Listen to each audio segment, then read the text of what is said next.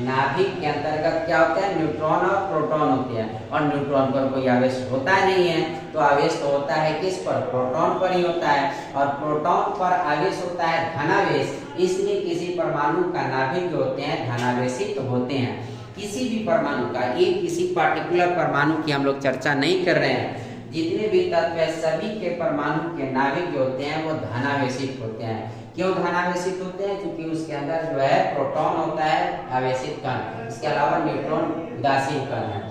अब ये क्या है, हमारा धनावेशित है, ठीक है ना, और ये धनावेशित है, और ये धनावेशित कण ये एक समान है, सभी एक समान है, एक समान है। तो अगर ये एक समान है तो इस एक समान की वजह से क्या होगा, प्रतिकर्षण का बल कार्य करेगा, और यह प्रतिकर्षण का बल जो है कार्य करेगा, क्या करेगा, इसकी दीवारों को यानी यह बाहर की तरफ ये कण को क्या करेगा, फैलने की कोशिश करेगा, यानी ये प्रोटॉन जो है एक दूसरे से दूर भागेंगे और वो बाहर निकलने की क्या करेंगे, कोशिश करेंगे। तो सवाल उठेगा कि फिर यहाँ जब ये भागने के लिए तैयार होते हैं तो वह कौन सा बल होता है जो इसको नाभिक के अंतर्गत बांध कर रखे हुए रहता है। तो नाभिक के अंतर्गत जो बांध कर रखे हुए रहता है, जो अंदर की तरफ बल लगाता है, वह बल होता है, क्या होता है, हमारा नाभिकीय बल होता है, नाभिकीय बल होता है। तो दोस्तों यहाँ पर आपने एक शब्द समझा कि परमाणु के नाभिक को बांध कर रखने वाला जो बल होता है वो नाभिकीय बल होता है, और उसके अंदर प्रोटॉन होते हैं, वो एक समान आवेशित चार्ज है, इसलिए एक दूसरे से दूर भागते रहते हैं, और उस सबको बांध कर रखने का नाभिकीय बल ये कार्य करता है। और ये नाभिकीय बल जो होता है एटॉमिक नंबर पर निर्भर करता है, यानी परमाणु संख्या पर निर्भर करता है। परमाणु संख्या अगर बढ़ रही है, एटॉमिक नंबर बढ़ रही है, तो नाभिकीय बल जो है, न्यूक्लियर फोर्स जो है वो बढ़ेंगे, और परमाणु संख्या घट रही है तो ये घटेंगे। किंतु इसके विपरीत ये होता है कि अगर कोई बड़ा नाभिक हो जाता है ना, तो बड़ा नाभिक होने के कारण ये प्रतिकर्षण बहुत बल ज्यादा हो जाता है, तो वह टूट जाता है और ये रेडियो सक्रियता को प्रदर्शित करता है। अब आप अगर ये नहीं समझोगे तो आइए इसको उदाहरण से समझते हैं। अगर यही नाभिक और बड़ा हो जाए, ठीक है ना, ये नाभिक बड़ा हो जाए, तो ये नाभिक जब बड़ा हो जाएगा तो क्या होगा, इसमें क्या कहते हैं, धनावेशित चार्जों की संख्या क्या होगी, अधिक हो जाएगी,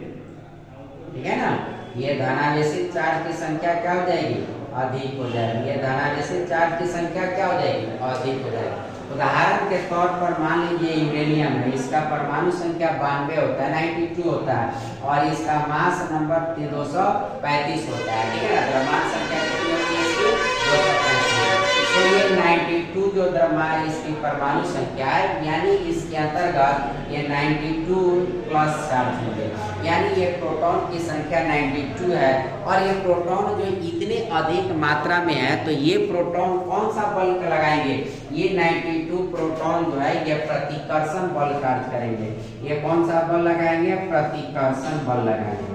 और ये प्रतिकर्षण बल जो लगाएंगे, और इसके ऊपर, ठीक है ना, इसके चारों तरफ से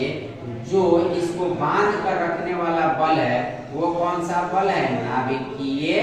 बल है। तो अब दोस्तों यहाँ देखने की चीज यह है कि परमाणु का आकार जब छोटा होता है तो इसके नाभिक पर लगने वाले नाभिकीय बल पर्याप्त मात्रा में इतने होते हैं कि उसके प्रतिकर्षण बल के अंदर के प्रतिकर्षण बल है उसको बांध कर रखने का, उसमें एक जगह रखने का काम करते हैं। इसलिए छोटे आकार के नाभिक अर्थात जिनकी परमाणु संख्या एटॉमिक नंबर कम है वह स्वतः विखंडित टूटते नहीं, जबकि यह परमाणु संख्या अधिक हो जाने की वजह से ये अंदर का प्रतिकर्षण बल जो है वह और बाहर का नाभिकीय बल है, इस दोनों के